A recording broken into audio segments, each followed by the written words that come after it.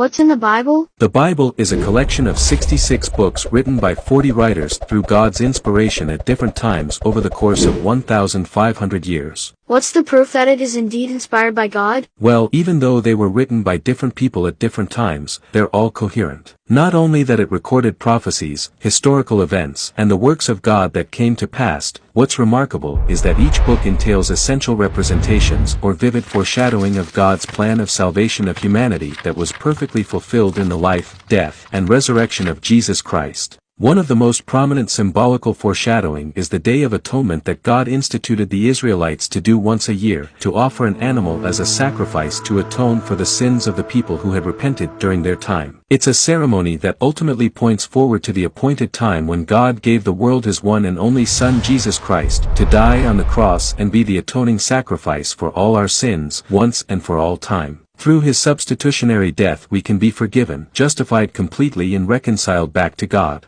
In 1 Peter 2 verse 24 it says, "He Himself bore our sins in His body on the cross, so that we might die to sins and live for righteousness." Essentially the whole Bible is a unified story about Jesus. Wow, God's sovereign will and grace is absolutely amazing. I shall continue reading the book of John and the rest of the New Testament to know more about Jesus.